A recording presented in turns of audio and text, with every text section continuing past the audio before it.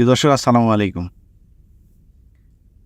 আমাদের বাংলাদেশের বাঙালি জাতিকে আমরা আমরা নিজেরাই আর কি বলি যে গোল্ডফিশ, তারপরে হুজুগে বাঙালি, এসব নানান বিশেষণগুলো আমাদের নামের সাথে আমরা মিলায় কথাবার্তা বলি।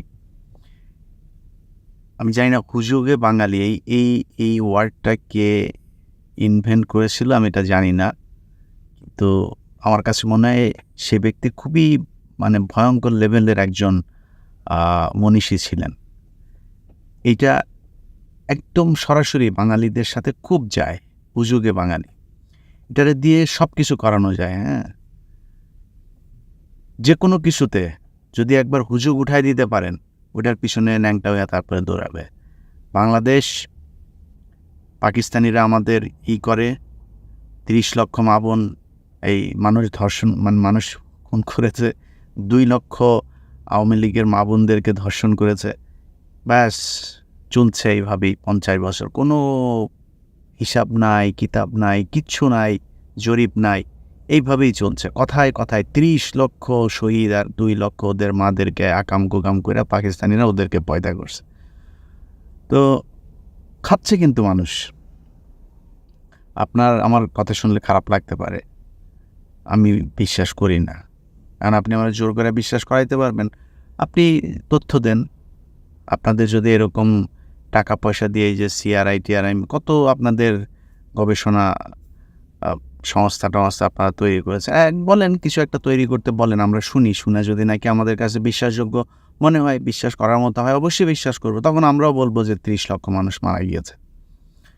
এক এক গ্রামে ধরেন অন্তত ৫০ জন ৬০ জন করে মানুষ মারা যাইতে হবে। কার গ্রামে আছে এরকম? খুঁজে বার করেন, দেখান আমারে। কার গ্রামে, কোথায়, কোন পাকিস্তানের মিলিটারি গিয়া কার মাকে আপনার ওইটা করেছে আর কি, খুব বলেন আপনারা, আমরা খুঁজে বার করি। নাই কিছু। কিন্তু সেটা দিয়ে কিন্তু ঠিকই একটা চেতনা তৈরি করা হয়েছে একটা প্রজন্মের কাছে বিশাল আকারে। কারণ আমি নিজেই একটা সময়ে মনে হতো যে আসলেই কি এরকম কোনো কিছু কিনা। আমরা কিন্তু খেয়েছি, এটা এখনও গিলছে। এই মুহূর্তে কোটা আন্দোলন, আমার ফেসবুকেরও অনেক আমার খুব প্রিয় মানুষ, এদের অনেকেই দেখি একজন কথা বলেছেন, আমাকে নিয়েও এক জায়গায় দিয়েছেন, কোথায় সাংবাদিক ইলিয়াস এখন কোথায়, কোটা আন্দোলন নিয়ে কেন করছে না? ভাই, মার কাছে ওই যে মামুর বাড়ির গল্পের কথা বলে না, এসব গল্প শোনায় লাভ নেই। আমরা যেই সময় প্রচণ্ড ঝুঁকি নিয়ে কথা বলেছি, তখন নিজের পরিবার সবাই খুব বিপদের মধ্যে ছিল, অনেক অত্যাচার সহ্য করে তারপরে কথা বলেছে। আমাদেরকে এইসব শিখায় লাভ নাই। এখন কোটা আন্দোলন কিসের জন্য? কোটা আন্দোলন হচ্ছে আপনাদের চাকরির জন্য নাকি 30%, একটা 20%, 30% আপনার একটা বিশেষ একটা গোষ্ঠীকে দেওয়া হচ্ছে। তারা কারা? মুক্তিযুদ্ধ করেছে, তারপরে উপজাতি, এই ধরনের কিছু কিছু জায়গায় আপনারা দিচ্ছেন। তো 30 ভাগ, ওইটা নিয়ে আমি কোনো আলোচনাই করতে চাই না। মুক্তিযোদ্ধার ছেলেরা, নাতিপুতিরা সারা জীবন পাবে, এটা যদি নাকি বাংলাদেশ সরকার যদি দেয়, দেখবি আমার কোনো সমস্যা নেই। কিন্তু আমাকে ব্যক্তিগতভাবে যদি বলেন আমি এটার পক্ষে কিনা, কখনোই না। ওনার বাপদাদা, এমনিতে বাংলাদেশ মুক্তিযুদ্ধ করে স্বাধীন হয়নি, এটা হচ্ছে 1 নম্বর কথা। আরেক হচ্ছে ওর বাপদাদারা দেশ স্বাধীন করেছে, সেটার জন্য ভাতা দিচ্ছে, বহুত সুযোগ সুবিধা নিচ্ছে এরা। আবার ফের আইসা লজ্জা করে না? মেধা নাই, তারপরেও আপনারা যা চাকরি নেবেন কিসের জন্য? যার মেধা আছে সেই চাকরি নিবে, আপনি নেবেন কেন? লজ্জা করা উচিত। এরা আবার মাঝে মধ্যে আন্দোলনও করে, কত লজ্জা, ভিক্ষা করে যায়।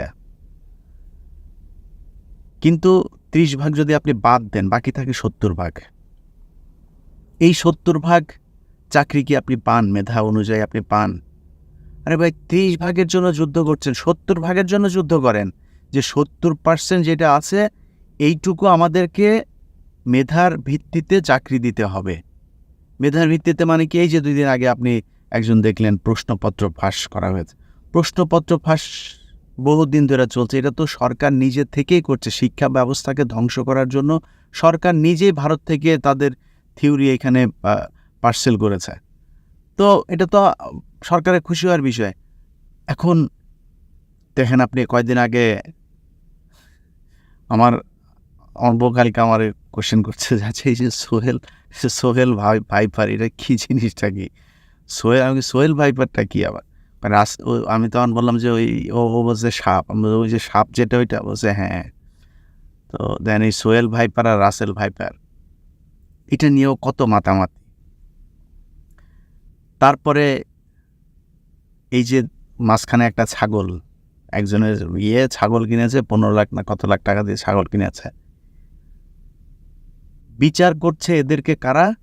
যারা রাতের বেলায় ভোট চুরি করে ক্ষমতায় এসেছে। এরা বাংলাদেশের আজকে রিজার্ভ জিরোতে নিয়ে এসেছে। যেই দেশের মানুষ স্ত্রী সন্তান বাবা মা রেখে যুগের পর যুগ বিদেশে গিয়ে মানবেতর জীবনযাপন করে, তাদের টাকা, তাদের সেই কষ্টে ভেজা সেই রিজার্ভ, সেই রেমিটেন্সকে তারা বাইরে পাচার করে। সেই চোরেদের কাছে আপনি 15 লাখ টাকার এই কুরবানি দিচ্ছে। আরে ভাই, বাংলাদেশে পিয়নরাও এই টাকা কামাই, নতুন কিছু না, এত মাতামাতির কিছু নাই তো।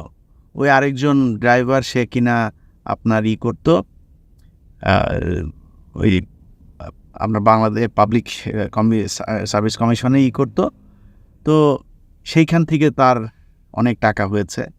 এখন সে রাজনীতি করে এবং তার ছেলের, তার ফেসবুকের টিয়ে দেখে যা বুঝলাম, তারা সবাই শেখ মুজিবের পয়দা, মানে শেখ মুজিবের রাজনৈতিক পুত্র আর কি।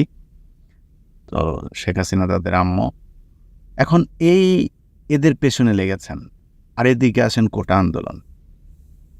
ভাই, চীন সফরে শেখ হাসিনা একদিন সংক্ষিপ্ত করেছে। কারণ কি? ভারতে গিয়েছিল, কি চুক্তি হইল? চীনে কি চুক্তি হলো? কি কারণে চীনের কাছে শেখ হাসিনা $20 বিলিয়ন ঋণ চাইল? সেই ঋণ যদি চীন দেয়, কি কারণে দেওয়া হবে? এসব নিয়ে বাংলাদেশে কোনো আলোচনা আছে?